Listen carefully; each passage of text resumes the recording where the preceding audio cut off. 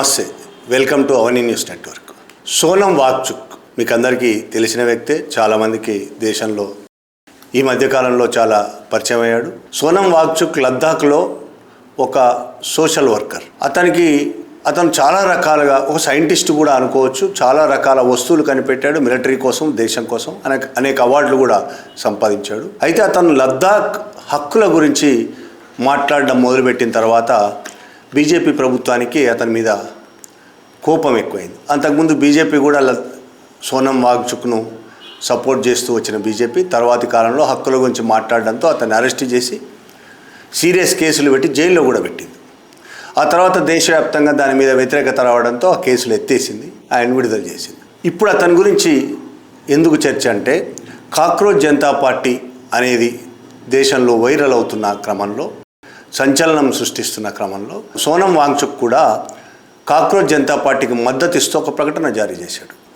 దాదాపు 2 కోట్ల పైన 2,50,00,000 ఇంకెక్కువ మంది ఉన్నారో నెటిజన్లు కాక్రోచ్ జనతా పార్టీని ఫాలో అవుతున్న క్రమంలో దీని పట్ల బీజేపీ చాలా వ్యతిరేకంగా ఉంది. కాక్రోచ్ జనతా పార్టీ ట్విట్టర్ అకౌంట్ను బ్లాక్ చేయించింది. అలాగే ఇన్స్టా అకౌంట్ను కూడా హ్యాక్ చేయడానికి చాలా రకాల ప్రయత్నం చేస్తున్నారు. దాని మీద రకరకాల ప్రచారం కూడా చేస్తున్నారు. బీజేపీ ఐటీ సెల్ పని కట్టుకొని కాక్రోచ్ జనతా పార్టీకి వ్యతిరేకంగా అనేక రకాల ప్రచారం చేయడం కాకుండా దాని ఫాలోవర్స్ మొత్తం పాకిస్తానీలు అని, 95% ఫాలోవర్స్ పాకిస్తానీలు అని ఒక అబద్ధ ప్రచారాన్ని కూడా తెర మీద తీసుకొచ్చి దానికి సంబంధించి ఇమేజ్ను కూడా తయారు చేసి ప్రచారం చేస్తుంది. తర్వాత అభిజిత్ కాక్రోచ్ జనతా పార్టీని స్టార్ట్ చేసిన అభిజిత్ తన లైవ్లో ఇన్స్టాగ్రామ్ తన అకౌంట్లో ఉన్న ఫాలోవర్స్ ఎవరు, ఏ దేశం నుంచి ఉన్నారని చాలా వివరంగా లైవ్లోనే చూపించడంతో బీజేపీ ఐటీ సెల్ అబద్ధాలు బద్దలైనవి.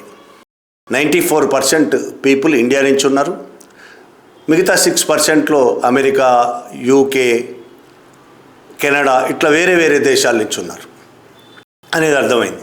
ఈ నేపథ్యంలోనే సోనం వాంగ్చుక్ కూడా కాక్రోచ్ జనతా పార్టీకి తన మద్దతు ప్రకటించాడు. ఆ తర్వాత లద్దాఖ్ ఎల్జీ వినయ్ కుమార్ సక్సేనా ఈ వాంగ్చుక్తోని అతని భార్య గీతాంజలి ఆంగ్మోతో సమావేశమయ్యారు. 26వ తేదీన, ఈ నెల 26వ తేదీన సమావేశమయ్యారు. వాళ్ళిద్దరిని తన దగ్గర పిలుచుకొని మాట్లాడాడు. లోపల మాట్లాడిన మాటలన్నీ బయటికి చెప్పలేదు, ఏం మాట్లాడాడో తెలియదు. కానీ మాట్లాడి వెళ్ళిపోయిన తర్వాత ఎల్జీ గారు ఒక ట్వీట్ చేశారు. ఆ ట్వీట్లో ఆయన యూనియన్ హోమ్ మినిస్ట్రీలో జరిగిన సానుకూల చర్చల నేపథ్యంలో అతనితో కలిసి మాట్లాడినట్టు చెప్పారు.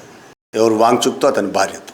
సానుకూలత, అభివృద్ధి చర్యలు, రాజకీయ సంభాషణలు కొనసాగించాలి అని మాట్లాడుకున్నామని, వాంగ్చుక్ను తప్పుడు రెచ్చగొట్టే కథనాలను అల్లకూడదికపైన అని హెచ్చరించాలని, ఆ మీటింగ్లో తాను హెచ్చరించాలని, రెచ్చగొట్టే కథనాలు, తప్పుడు కథనాలను అల్లొద్దని, ప్రచారం చేయొద్దని హెచ్చరించాలని తను వాంగ్చుక్ని హెచ్చరించాలని చెప్పాడు.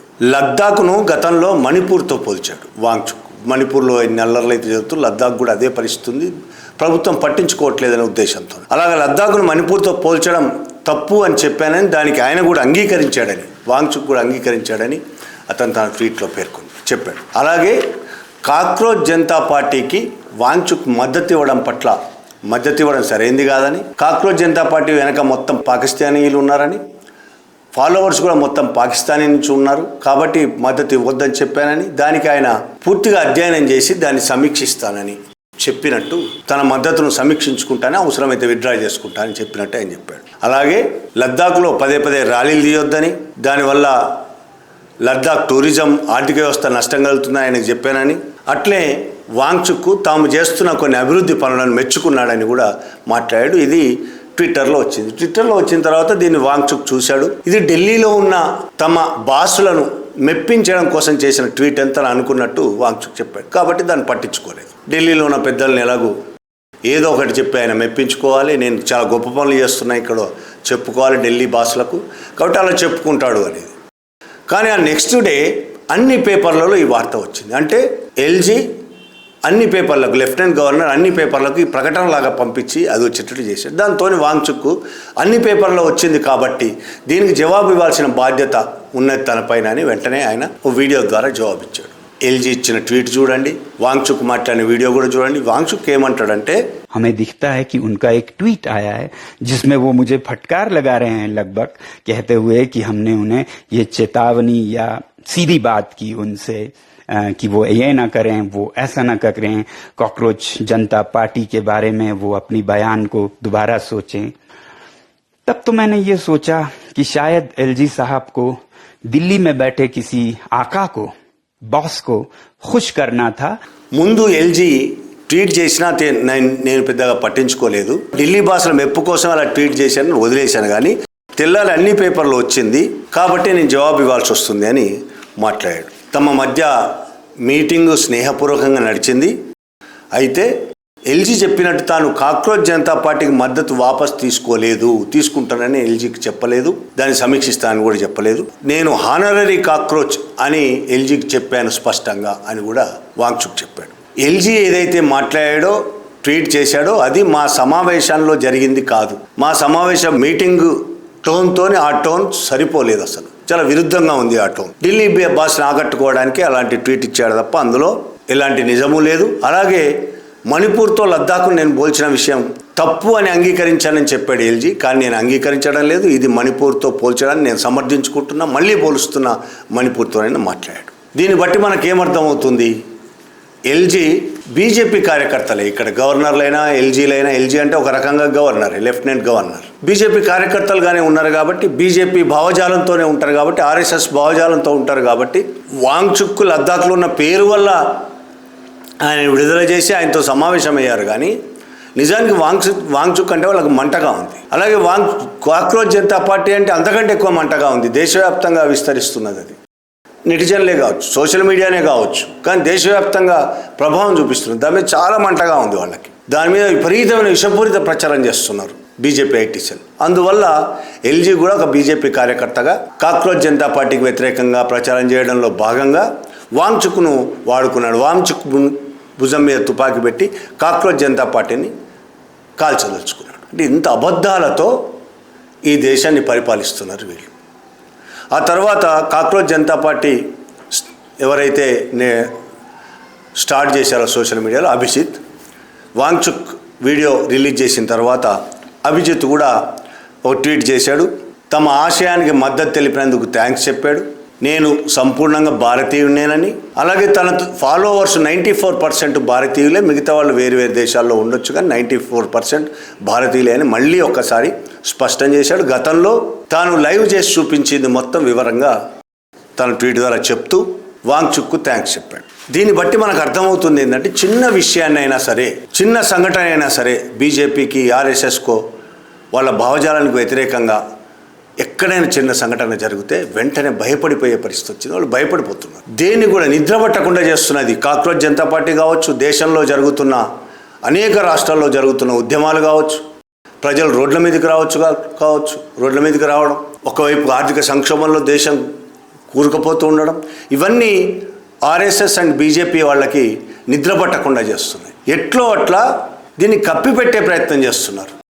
సమస్యలను పరిష్కరించే సత్తా వాళ్ళకు లేదు, పరిష్కరించే ఆలోచన కూడా వాళ్ళకు లేదు. సమస్యను పరిష్కరించాలంటే ఎవరి చేతుల్లోనైతే వాళ్ళు ఉన్నారో, ఎవరి ప్రయోజనాల కోసం అయితే వాళ్ళు పనిచేస్తున్నారో, అంటే కార్పొరేట్ కంపెనీల ప్రయోజనాల కోసం అయితే పనిచేస్తున్నారో, ఇక్కడ సమస్యలు పరిష్కరిస్తే కార్పొరేట్ ప్రయోజనాలకు నష్టం వాటిల్లుతుంది. అదానీ, అంబానీ లాంటి ఒక 100, 200, 50, 60 కార్పొరేట్ కంపెనీల యజమానులకు నష్టం వస్తుంది.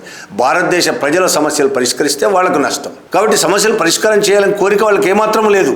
బీజేపీకి కానీ, మోడీకి కానీ, ఆర్ఎస్ఎస్కి కూడా ఇక్కడ సమస్యలు పరిష్కారం కావాలి, ప్రజలందరూ సుఖశాంతులతో ఉండాలి అనే కోరిక వాళ్ళకి ఏ క్వశ్చన్ లేదు. సమస్యలు వచ్చినప్పుడల్లా, సమస్యల మీద ప్రజలు గొంతెత్తినప్పుడల్లా దాన్ని అణిచేయడం ఎట్లా, అది ప్రచారం కాకుండా చూసుకోవడం ఎట్లా అనే దాని మీదనే వాళ్ళు కేంద్రీకరిస్తారు వాళ్ళ దృష్టి అంతా.